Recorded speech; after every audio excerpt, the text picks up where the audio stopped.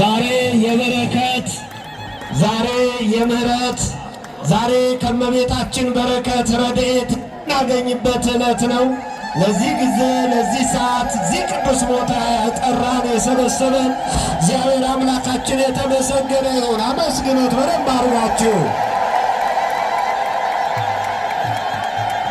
ደጋጎቹ አባቶቻችን የተማጸኑባት ዛሬም በችግራችን ዛሬም በደስታችን ዛሬም በማንኛውም በሚከፋንም በምንደሰትበትም ሰዓት ምንማጸንባት እንባችን የሚታበስባት ቦታ ላይ ነው ያለነው።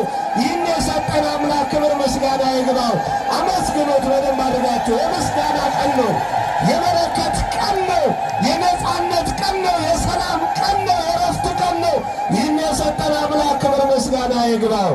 እዚህ የሰበሰበን እዚህ ያቆመን ሊባርከን ከፍ ሊያደርገን ሊቀድሰን የጠራን አመስግኑት። የምስጋና ቀን ነው።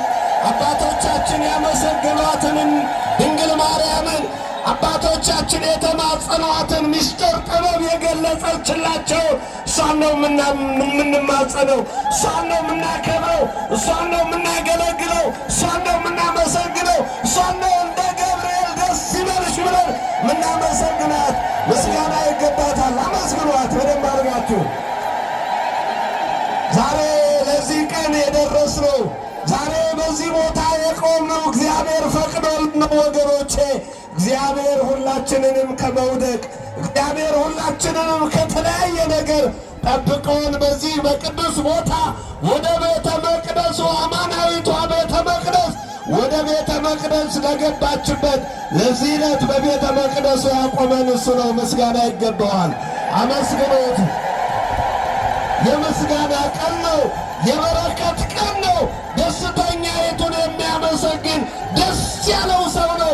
ደስ ያለው ድንግል ማርያምን ያመስግን። ምስጋና ይገባታል። ሰላማዊቷን የምናመሰግናት ሰላም ቤታ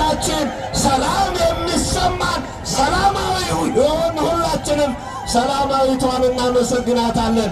አመስግኗት ድንግል ማርያምን። እንባችን የሚታበስባት፣ እንቆቅልሻችን የሚቀየርባት፣ በእውነት ስሟን ጠርተን የምንሳሳላት፣ ስሟን ጠርተን በስሟ ቆርሰን የምንበላው፣ ጠጥተን የምንረካባት እሷን የሰጠን አምላክ ክብር ምስጋና ይግባው። ምስጋና ያንሳል። የምስጋና ቀን ነው። ይታደል ነው። ይመባረክ ነው። ይህን አባቶቻችንን እሷን እያመሰገን